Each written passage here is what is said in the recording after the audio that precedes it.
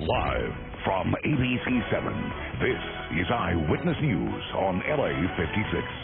Friends remember the life of a 20-year-old killed in a freak lightning storm, and we're hearing from experts about the real dangers of lightning here in Southern California. The LAPD announces 5 arrests in the beating and murder of a USC graduate student from China, all caught within hours of the attack. Shelley Sterling wins her court fight with husband Donald, clearing the way for the sale of the Clippers.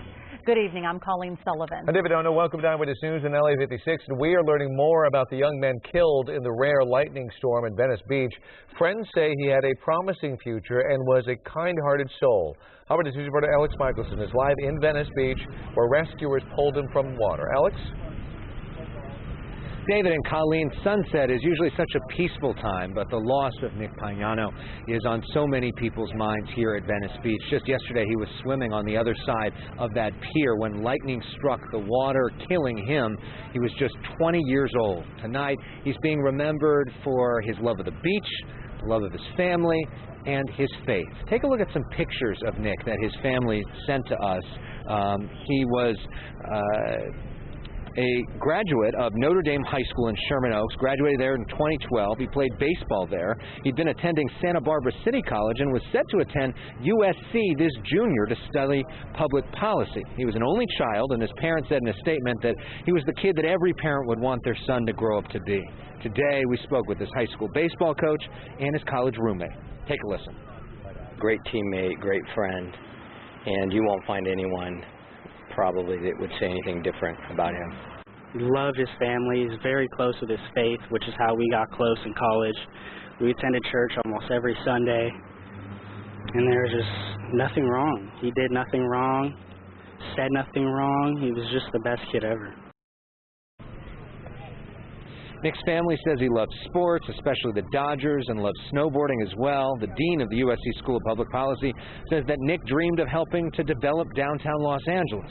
Nick's uncle is expected to arrive here at Venice Beach, and we're expected to talk with him for an interview, learn more about Nick. We will bring you that tonight at 11 on ABC7. For now, reporting live from Venice Beach, Alex Michelson, ABC7 Eyewitness News. All right, Alex, thank you. So tragic. In California, lightning strikes are rarely deadly, and along beaches, there have been no recorded cases in recent years. Eyewitness News reporter Miriam Hernandez with a look at the dangers of these potentially fatal strikes. Normally, when you think lightning, you think of a dark cloud and rain and wind. And when the lifeguards reported at the time of the strike, they did have blue sky. No ominous clouds, no distant thunder, no sign of danger before the fatal strike. A concussive force like a bomb, say lifeguards. People in the lifeguard headquarters, which is north of the pier by a quarter mile, the building shook and it sparks flying off the roof. The National Weather Service says it issued thunderstorm warnings. Here on the radar, they show us. It hits Catalina at 11:30 a.m., 2 hours before it makes its way to the South Bay communities. And you can see the progression as it moved into Marina del Rey. Look at the damage it left behind. In Redondo Beach, striking an outdoor light, blowing out a hole in the back of this beamer. Meantime, energy was building near the Venice shoreline. Somewhat unusual, but not unheard of. And we spoke to a lightning safety specialist at NOAA. In the last 10 years, 7 lightning fatalities in California, none at the beach. In an average year, however, there are 85,000 lightning strikes in this state. Sounds like a lot, but it is a fraction of what Florida gets. They have about 1.2 million lightning strikes, and of course, we see many more fatalities in the beach in Florida. Unlike Florida, lifeguards here do not have procedures for alerting beach visitors to lightning hazards. If they did, it is unclear at what point they would issue a warning on a sunny day. NOAA's lightning expert describes how the trouble starts. A storm as far as 10 miles away builds energy. Animation shows how the lightning can strike sideways without any cloud above you. It can strike the ground or the water nearby or an elevated structure, and you can be injured in the electrical field, as more than a half dozen were yesterday. The warning here: don't look only at the skies for signs of danger. Always a good idea before going out to the water to check the latest forecast. And if you do hear thunder at the beach, you have 2 options. The safety specialists say either go to your car as long as it has a hard roof, or go to what they call a substantial building. That's a building that has plumbing inside, not a little shack. Reporting from Venice Beach, Miriam Hernandez, ABC7 Eyewitness News. And meteorologist Jonathan Novak actually takes a closer look at some of the lightning strikes that we had yesterday. Jonathan? Yeah, Colleen, David, folks, we have an image on the screen right now, radar image from yesterday, the storm that caused that deadly lightning strike that was at the beach by Venice. You see right here, the red is the core of the storm, and this right here is the indication of where the lightning strike was picked up by radar information. So we're going to talk a little bit later about the types of lightning, and there's several kinds. In fact, there's one you might never have even heard of called positive strike lightning. We'll discuss it a little later in the full forecast, but let's get to what's happening right now. A few scattered showers around the area today, even a little bit of lightning right near Big Bear. But things calmed down over the last several hours, and just a few showers up to the north and to the east as you head up to 40 and you head over toward Vegas. You might catch some lightning there. Otherwise, we're going to keep it calm tonight. To answer your question, Colleen, looks pretty good for the short-term forecast, although maybe some rain later. We'll get to it. Right now it's 74 in downtown, light winds, a little humid, of course, but no real hot temperatures today. Nice and warm, 85 Van Nuys, 70 in Big Bear, 90 in Victorville, 73 Long Beach, 70 in Santa Monica. We'll wake you up to 67. Switch those. You're at 76 at 9 a.m. and 83 by noontime, a little bit above average tomorrow. Nothing extreme, but I'll tell you about the rain chances and the rest of the temperatures for the forecast coming up in that 7-day. All right, Jonathan, thank you. You're welcome. And put the power of the Eyewitness News weather team in your pocket. Download the free ABC7 Mega Doppler weather app from the App Store or Google Play. Search Mega Doppler.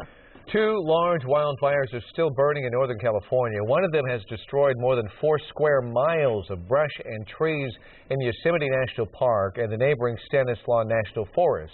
It's only 5% contained. Despite the heavy smoke, the park remains open. Rangers say none of its treasures are threatened. About 100 homes in the small communities of Foresta and Old El Portal were evacuated over the weekend. And meanwhile, firefighters are making progress on the sand fire burning near vineyards east of Sacramento. The fire in the Sierra Nevada foothills has burned about 6 square miles and is 65% contained. It destroyed 13 homes and 38 other buildings in Amador and El Dorado counties. Today, firefighters allowed some of the 1,200 evacuees to return home. A big break in the case of a murdered USC graduate student from China. Today, the LAPD announced 5 arrests in the death of 24-year-old Xingrong Ji. Police say he was walking home early Thursday morning when he was attacked and struck in the head. He was found dead in his off-campus apartment. As he was walking towards his home, he was set upon by a group of individuals, we believe 5, and those 5 individuals accosted him, beat him severely, and in what we believe may have been an attempt robbery. He was able to make it back to his house, where in the early morning hours that same day, he succumbed to his injuries. Police say 2 adults along with a teenage girl and boy are in custody on suspicion of murder. Another teen was arrested on suspicion of robbery. Police arrested the 5 within hours of the attack, saying they were also involved in a robbery at Dock Wheeler Beach. A judge's decision today clears the way for the $2 billion sale of the LA Clippers. He ruled against team owner Donald Sterling's attempt to block the deal negotiated by his estranged wife. Eyewitness News reporter Robert Ergin has the details, including reaction from Shelley Sterling. An interesting moment outside a downtown LA courtroom as Shelley Sterling chats with her estranged husband's attorneys. It was all good. This after a state probate judge ruled in her favor, granting her the authority to sell the LA Clippers for a record $2 billion. It's going to be good for the city, for the fans, for the league, for everybody, and that's all we want. Shortly after today's ruling, Shelley Sterling spoke to reporters about her legal victory. I didn't know which way it was going to go. I just tried to do the best thing for our family and for everybody else. Today, Judge Michael Levanis ruled that Shelley acted in the best interest of the family trust when she took over as sole trustee. That happened back in May after 2 doctors found that Donald Sterling was suffering from the early stages of Alzheimer's. The judge also ruled that Shelley had every right to negotiate the sale of the team to billionaire Steve Ballmer. I think we have the best new owner that anybody could ever find. And perhaps most importantly, today the judge ruled that the sale can continue moving forward even as Donald's attorneys plan to appeal today's ruling. This is, one stage of a long war. This is one battle. We had hoped for a different result, but this is not the end. Donald Sterling was banned from the NBA back in March after a recording of a racist rant was made public. Today, Shelley said eventually her husband will come around. And we do have love for each other, and I hope it'll all work out between us, and it will, and everything will be good. Now, Donald Sterling still has 2 lawsuits pending against the NBA, his wife, and even the team, one in state court, one in federal court. His attorneys plan to appeal today's ruling, which should become finalized over the next 10 days. Reporting from downtown LA, Robert Olguin, ABC7 Eyewitness News. The search for the driver of a pickup truck suspected of running a red light at Beverly Boulevard in Normandy and killing a pedestrian and injuring 2 others. Police are searching for the driver of that white pickup truck that crashed into a Camry, hit the pedestrians, and then triggered another crash with a BMW. The truck driver fled at the chaos. Killed was 45-year-old Javier Hernandez. He was running late for his restaurant job in Beverly Hills and usually took an earlier bus. A cousin of Hernandez called his wife in Mexico to tell her the terrible news. Despite international calls for a ceasefire, Israeli Prime Minister Benjamin Netanyahu warns of a prolonged war against Hamas in the Gaza Strip. Take a look right there. Live look at Gaza where the fighting does still continue. Meanwhile, explosions and flares light up the night sky. Earlier, 9 children were killed in a strike on a Gaza park. Gaza officials blame it on an Israeli airstrike, but Israel says it was a misfired rocket from Hamas militants.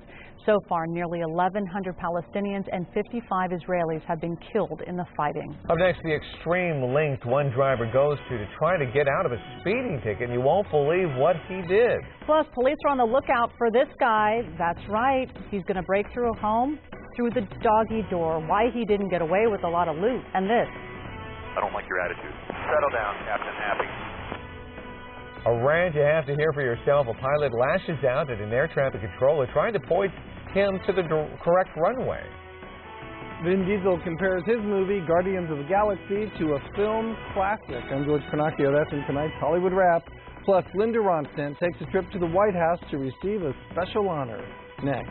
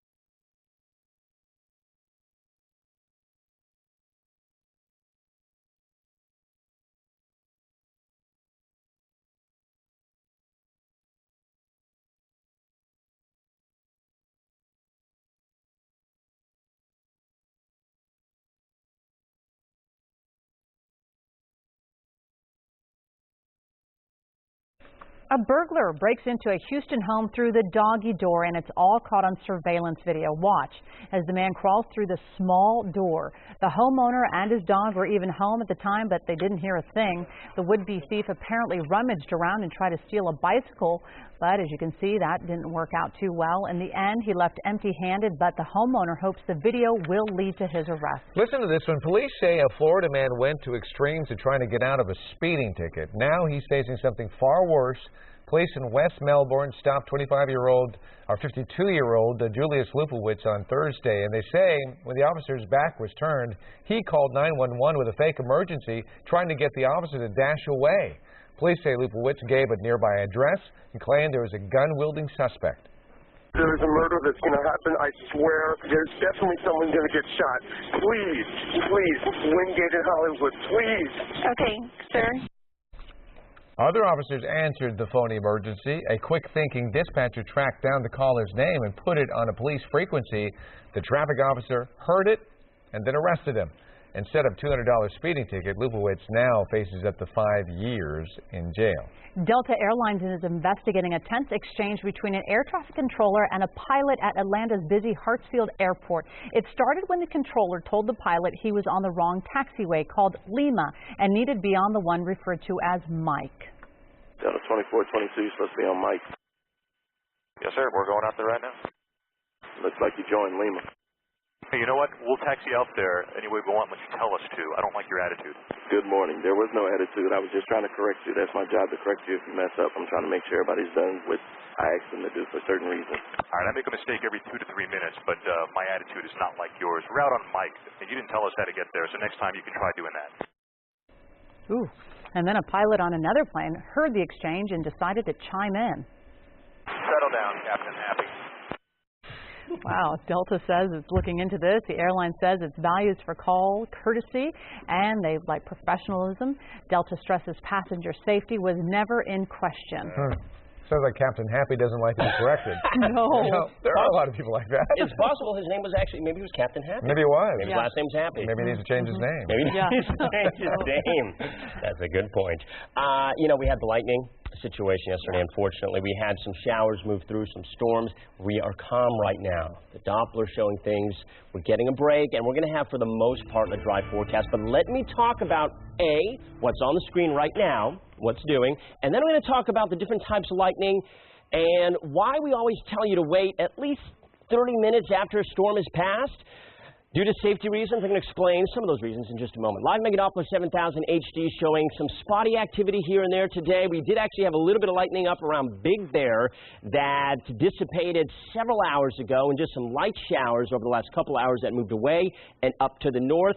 A little bit of spotty activity here and there. If that's reaching the ground, of course, that's going to be light. So here's the other lightning strike here, the radar imagery yesterday, and you see here the core of the storm near Catalina and that lightning strike right there. That was the second unfortunate one from yesterday. So, okay, there's a few different types of lightning. We have cloud to ground, of course, which is what we've experienced there. The ones you see going from cloud to cloud are called exactly that, cloud to cloud lightning. And then you have the kind that occur within an actual cloud, and that, of course, is the last type of lightning, except for one thing. There's another kind of lightning that happens about 5% of the time, and it can actually travel away from clouds up to 10, 15, 20 miles. It's called positive stroke lightning. And that can happen in sunny skies, believe it or not. So that's why we tell you, let a storm pass, because even after a storm has gone out of your vicinity 10, 20 minutes, you can still get a positive stroke lightning strike near you. So just FYI, you probably don't hear about those too often. They don't happen too often, but it's definitely something to keep in mind. Okay, live HD camera at LAX. Got some kind of cool clouds out there, looking good. This evening, we're going to keep things clear. We're going to keep things dry. 70 degrees at the airport and 14 miles an hour. Nice breeze, Burbank. Light breeze, 82, and a beautiful evening ahead for just about everybody. All right, temperatures are on the board, 86 Santa Clarita, 90 in Victorville, 70 in Santa Monica. Wow, that heat from last week is out of the picture. It's warm. Yeah, temperatures are above average, but it's nothing that's going to be sweltering in the forecast. We've got high pressure that's still off to the east, but I want you to notice a couple of things here. I'm going to move down to the south, and we have what's left of a hurricane. Just the remnants are going to be by the time at least Tuesday night rolls around. We could see some of that moisture stream up to our area. That does not mean we're going to see any tropical activity. That never happens in our area because the Pacific waters are too cold. But oftentimes we see the remnants of those tropical storms. The moisture move into our area. What does that mean? It means a chance of rain potentially Tuesday. Okay, so that would be the next best chance of rain. For tonight, warm, humid, and a little humid but dry. 68 at the beaches, 70 in the valleys. And tomorrow, about what you've been seeing. Status quo, 101 in Palmdale, 86 Los Angeles, 96 Northridge, mid-90s in the IE, and we're at 81 in Huntington Beach, 87 in Irvine. Good beach day if you, what's tomorrow, Tuesday? Well, you don't have to work. 7-day forecast, LA Metro and Orange County will keep it sunny for most of the day on Tuesday. There's that extra moisture right there on Wednesday, and then we'll keep it dry for the rest of the forecast. Just some beach cloud cover. Temperatures nearing 90 by Friday. Valleys IE, it's going to be hot and humid tomorrow. A slight risk of a shower. Isolated, very isolated on Wednesday. In the 90s all week. Mountains got the best chance, 10%. Tuesday, Wednesday, and then another slight chance on Thursday before we keep you dry with just some high clouds for the rest of the forecast. And a quick look, the high desert. You guys, you know, it's slight chance there as well with those mountain storms rolling over. You might catch one heading into Tuesday and Wednesday, otherwise hot for you. We'll have more weather coming up in a few minutes. Stick around. All right, Jonathan, thank you. You're welcome. In tonight's Hollywood Wrap, why Vin Diesel's latest movie made him feel like a kid again. Plus, President Obama admits to a celebrity crush. But first, a bit of legal news, and here's George Pinocchio. Maybe this will be the end of this one. The situation is in a situation. He's heading into anger management counseling. The former Jersey Shore cast member, whose real name is Mike Sorrentino, has agreed to anger management as part of a plea deal on an assault charge. It stems from a recent fight with his brother at the family tanning salon. If he successfully completes the counseling, the charge may be downgraded. Singer Linda Ronstadt is now a National Medal of Arts honoree. President Obama helped with today's ceremony at the White House. The 2013 National Medal of Arts to Linda Ronstadt for her one-of-a-kind voice and her decades of remarkable music. Drawing from a broad range of influences, Ms. Ronstadt defied expectations to conquer American radio waves and helped pave the way for generations of women artists. The president admitted he had a little crush on Linda back in the day. Among the other honors, DreamWorks animation chief Jeffrey Katzenberg also getting that same honor, and in all, 22 people received medals for either the arts or the humanities. Over the weekend, action films dominated the box office. Scarlett Johansson's thriller Lucy slayed the competition in its debut. The film earned $44 million. Dwayne Johnson's turn as Hercules fought its way to a second-place finish, taking in $29 million in its opening weekend. And in theaters this coming weekend, the latest from the Marvel Universe, Guardians of the Galaxy. The film is filled with plenty of action, visual effects, and high-flying adventure. But it also has a lot of humor and heart, and it pays tribute to some favorite movies of the past. It kind of reminds me when I was a kid. It reminded me of watching the early Star Wars and how much I loved it and how full those movies were. Why would you want to stay in the galaxy? Because I'm one of the idiots who lives in it! Oh, what the hell? I don't got that long a lifespan anyway. The biggest inspiration of all was Raiders of the Lost Ark. But also, you know, movies like Empire Strikes Back, Back to the Future. And I wanted to make a movie that made people feel like those movies made me feel as a child. And that's really what I think the movie is about. Guardians of the Galaxy is rated PG-13. My voice is rated H for horse. I don't know what's going on here. Uh-oh. Husky. Might need a day off now. I like husky, too. Oh, that's good. All right. Hey, George. Up next, why Southwest Airlines is being hit with a hefty fine. Also, a teen's phone catches fire while she sleeps. What everyone with a cell phone needs to know.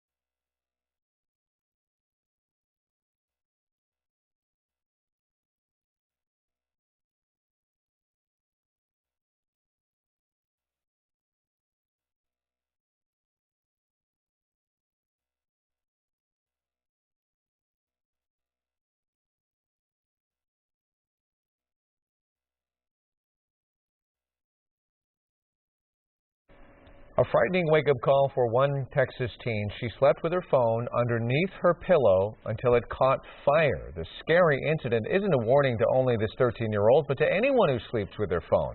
Tech experts say cell phones can overheat because of the lithium-ion batteries inside. That's what happened in this case, and luckily the girl wasn't hurt, but it damaged her bed and destroyed the device. I smelled like a really strong burning smell. It was a surreal scene to realize that there was actually a smoldering fire in your child's bedroom. It made you feel sort of sick thinking like something like that happened. Some companies do put warnings on their batteries saying they pose a possible risk of fire or explosion. As for the teen, she says she's going to start sleeping with the phone on the floor or on her nightstand. The FAA is proposing a $12 million fine against Southwest Airlines for not complying with safety regulations with its Boeing 737 jetliners. The Federal Aviation Administration says starting in 2006, the airline's contractor that made the repairs failed to follow proper procedures. The FAA also says the airline then flew those planes when they were not in compliance with regulations. Southwest says it will respond to the FAA's allegations in accordance with the agency's procedures. It also says it has fully resolved the repair issues some time ago, and none of the items raised by the FAA affect aircraft the company currently operates. We are updating the day's top stories next at 8:30. Plus, new information about that child left in a hot car at the Brea Mall. What the parents told police. And it's one of the deadliest viruses in the world, and now the West Africa Ebola outbreak is the largest in history. What we're learning about the Americans infected and the efforts to control its spread.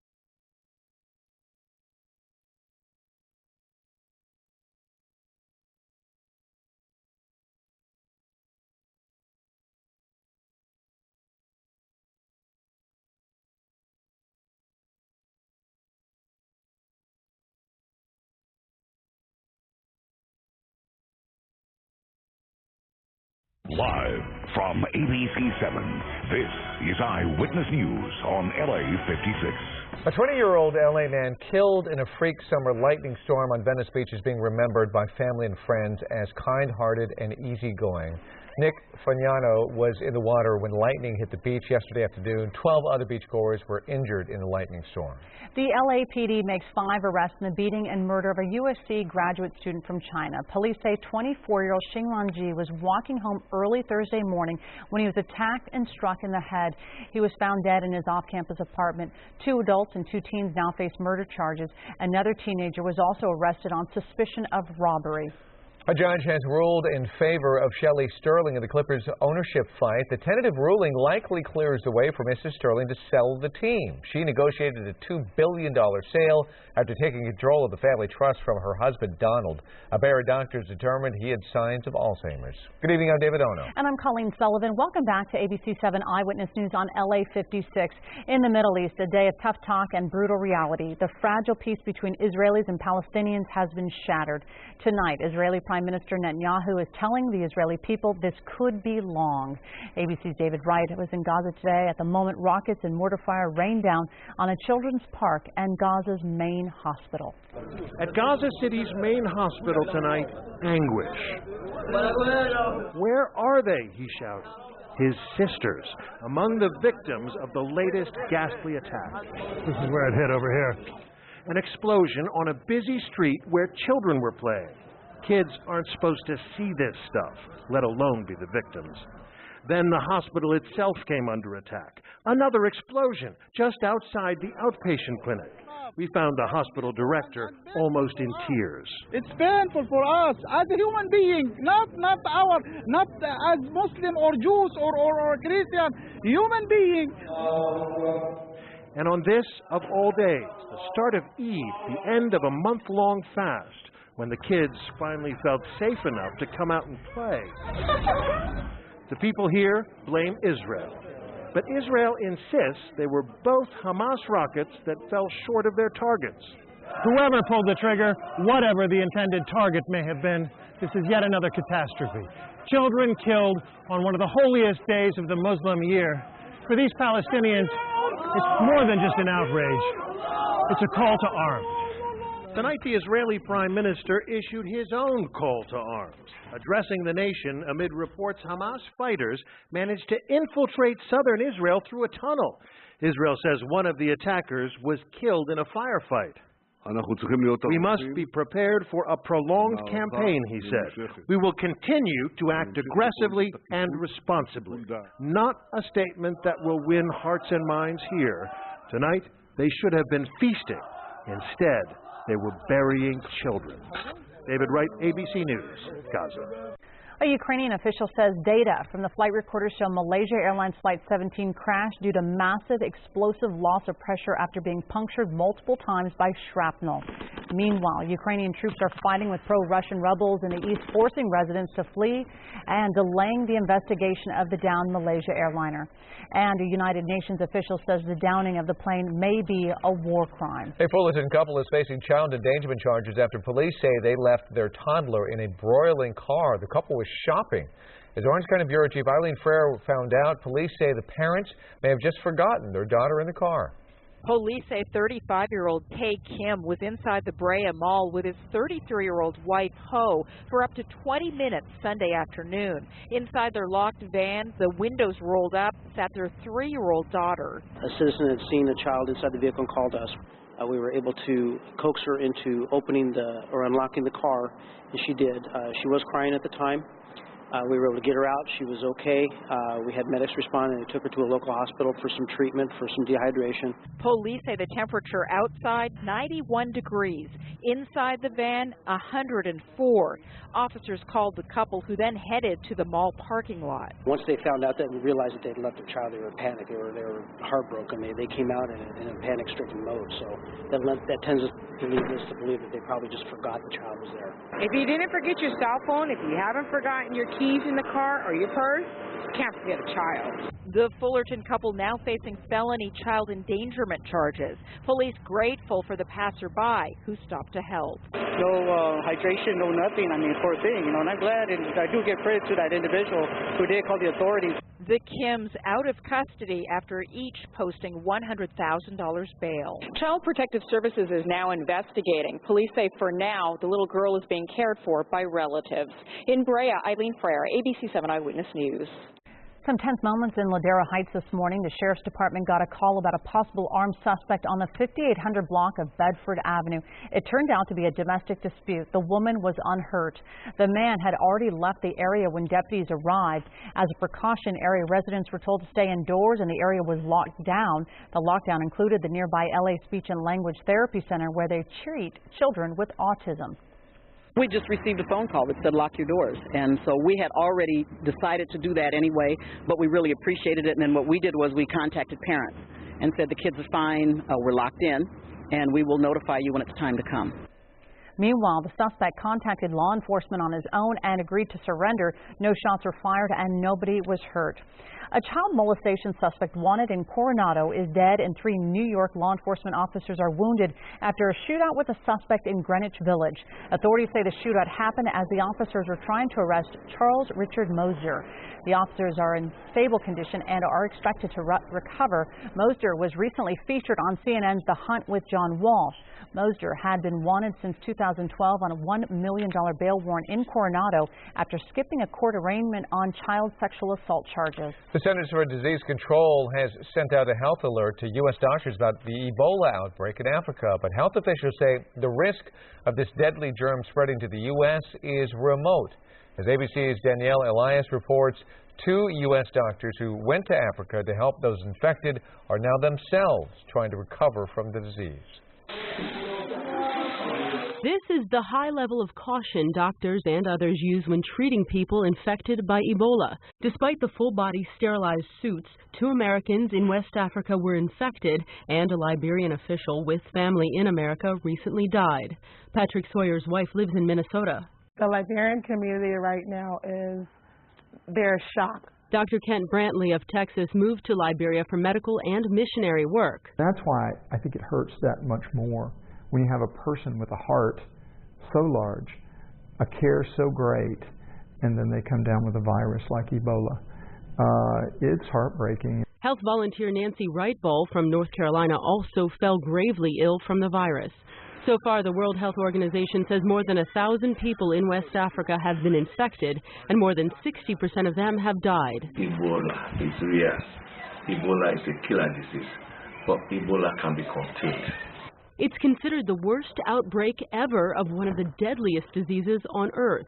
But now many are worried it'll spread to other countries, including the family of Dr. Brantley, who visited him and returned home right before he was diagnosed.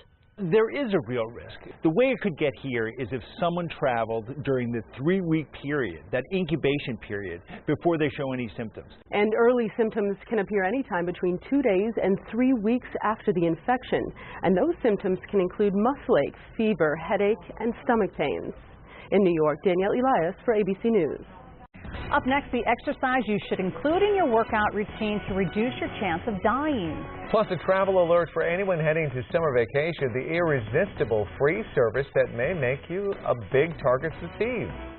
All right, we had a little bit of thunderstorm activity the last couple of days, even a few showers that were still lingering just a couple of hours ago. Will it stay dry this week? I'll tell you coming up.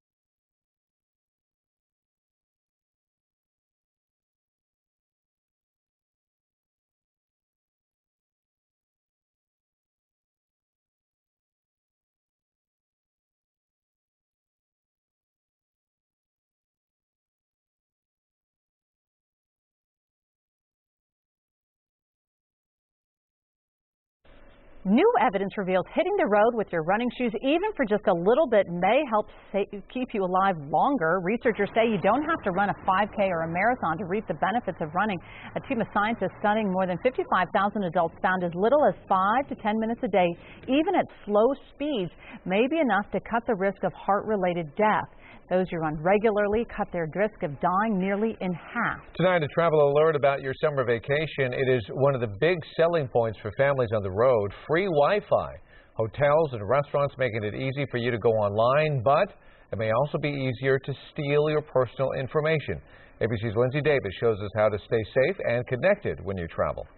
It's summertime. You're on the move, but trying to stay connected. Logging on to free Wi-Fi in hotels, restaurants, and airports. But what you might not know is that if you log on to that free Wi-Fi, you could be rolling the dice with your privacy. Currently, we have 260 networks, and we've traveled about, 1 yard? We're cruising the streets of New York, scanning for Wi-Fi hotspots.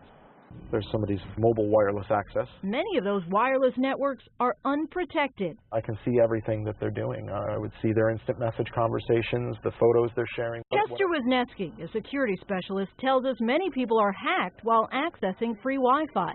Now, when we talk about a coffee shop or a computer store that offers free Wi-Fi, even a hotel even, is it safe for me to go on there? It's very easy for an intruder to see pretty much everything you're doing. That means if you're banking online, paying bills, a hacker could see that too. I mean, free is nice, but you are paying with your privacy. Chester says hackers even set up fake Wi-Fi spots to entrap you. An iPhone. In a matter of moments, he sets up a free network he calls Free Public Wi-Fi. In less than 5 minutes, We've got 3 Androids and 2 iPhones and an iPad. users are logging in. When criminals do this, they'll pretend to be famous coffee shop names, hotel names. So there's nothing stopping us from going into a Starbucks and setting up free Wi-Fi that says Starbucks free Wi-Fi. Nothing. Of course, Chester didn't peek on those who jumped on his open network, but someone with bad intentions could. Something to think about if you're tempted to save money on those data roaming charges by using free Wi-Fi. I don't think people understand the risk. I think they don't know. I didn't know. Exactly. So here's what you can do. Use your cell phone data plan instead of free Wi-Fi. Or you might want to consider paying a small monthly fee for VPN, or virtual private network. It encrypts your data and allows you to access free Wi-Fi safely. Lindsay Davis, ABC News, New York. Will we see more rain and lightning in the 7-day forecast? Meteorologist Jonathan Novak looks ahead up next. Plus, long lines today for some much-needed jobs. Find out where people are getting work.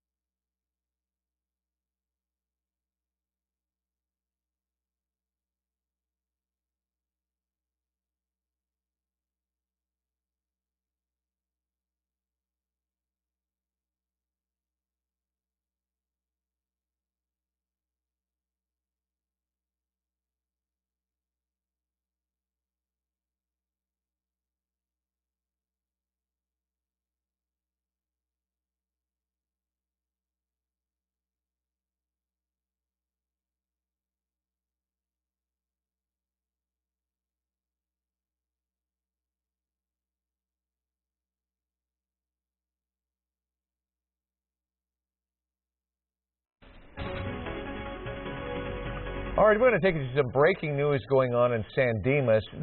It's tough to see, but we believe that is a fire of some sort. There's a number of them burning in this area in the hills above San Dimas.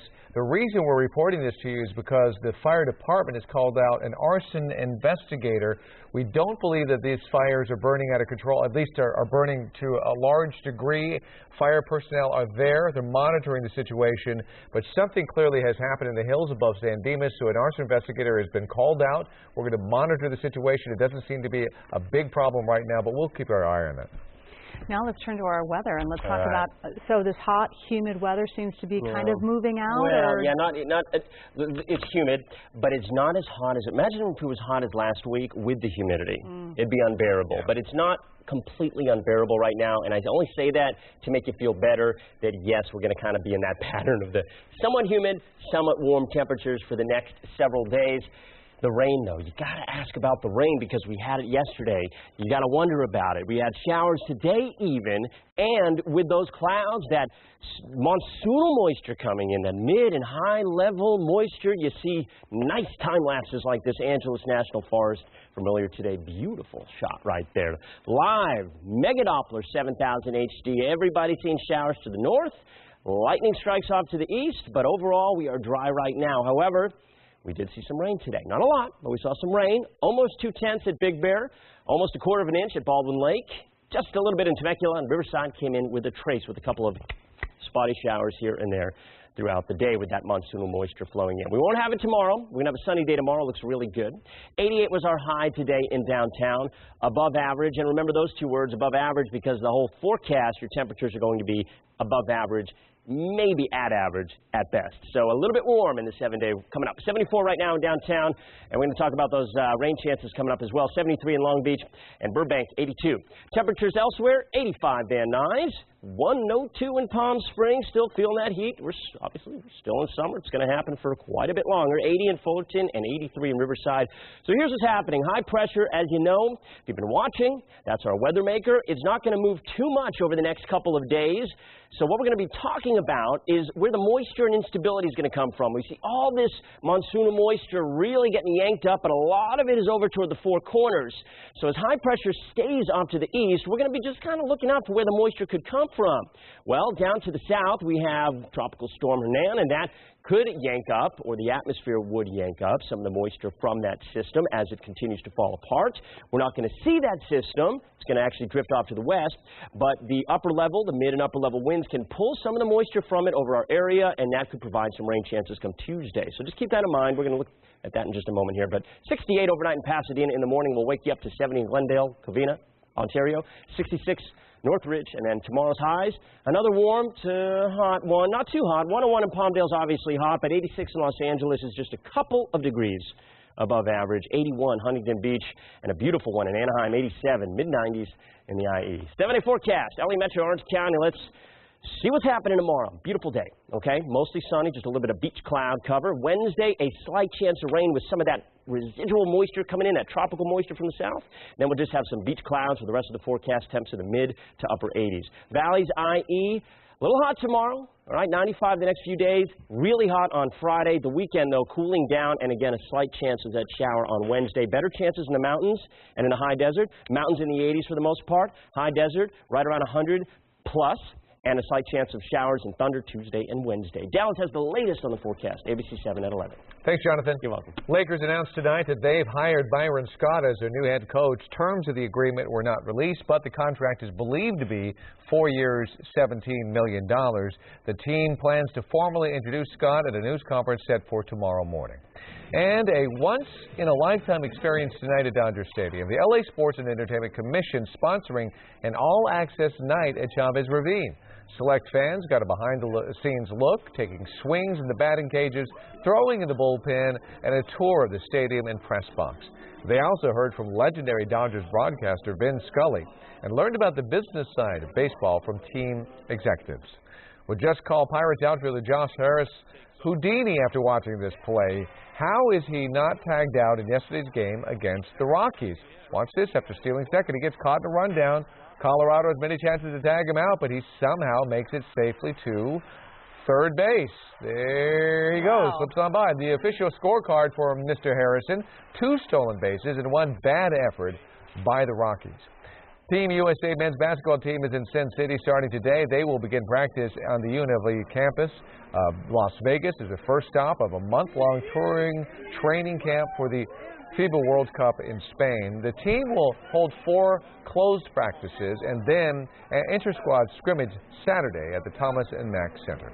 And some interesting comments from Saints quarterback Drew Brees. Just a couple of days ago, he was tweeting how he could play until he was 45. Yesterday, he tweeted that he had been randomly selected for drug tests in the last 2 days. He said, quote, "What's up with that? LOL." Brees is taking part in the Saints quarterback challenge, posting 1 tweet a day this season. He says his team just loves to compete, even in social media.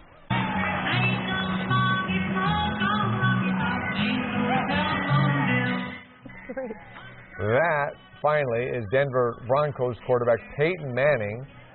Some would say not at his best. There's another angle of it. He broke out with his horrendous but hilarious dance to the tune of Rocky Top at practice today. Manning is a Tennessee alum, and that is their fight song. And I think he should stick to throwing touchdowns. Pretty funny stuff to watch. It was fun to see.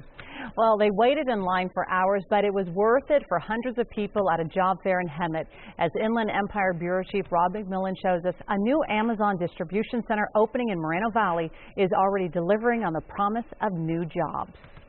I couldn't believe how long it was. The line stretched all the way around the building. I've been standing down here all morning. You're about halfway there, or? Oh, I hope so. Once inside, there was even more waiting. I didn't want to wait in line at first, but when you need a job, you have to do what you have to do.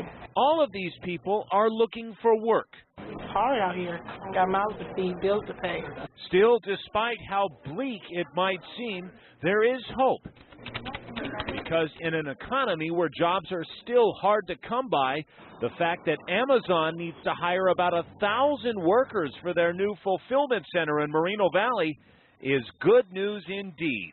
They started lining up at this job fair in Hemet before 7 o'clock this morning. The line, it was long. It was really long, but I feel like as the day went on, it got longer, so I'm glad I got here when I did. It was humid. It was hot. They were even passing out water as people waited. Yeah, it kind of took me back to seeing pictures, back in the Depression days of the bread lines and all that. We couldn't find out how many people were actually hired, but many of them did get new jobs. What went through your mind when they said, "You're hired"? I was so happy. All I wanted to do was let my husband know. I mean, I really didn't expect it. I've been on job interviews. I've applied online, and that's one of the downfalls. You really can't make people hire you. So you just do your best, and that's all you can do. When they told me I was one that got the actual position, I was happy as heck. So waiting in line all these hours, it was worth it. In Hemet, Rob McMillan, ABC7 Eyewitness News. And more news straight ahead here at 8 o'clock and ahead tonight on Eyewitness News at 11 on KABC. Some would-be thieves pick on the wrong store clerk. Turns out he is a professionally trained mixed martial arts fighter. The latest installment of The Bachelorette ends tonight, but Bachelor in Paradise starts next week. Why host Chris Harrison says, look out. These stories and all the late-breaking news on Southern California's #1 late newscast, Eyewitness News at 11 on KABC.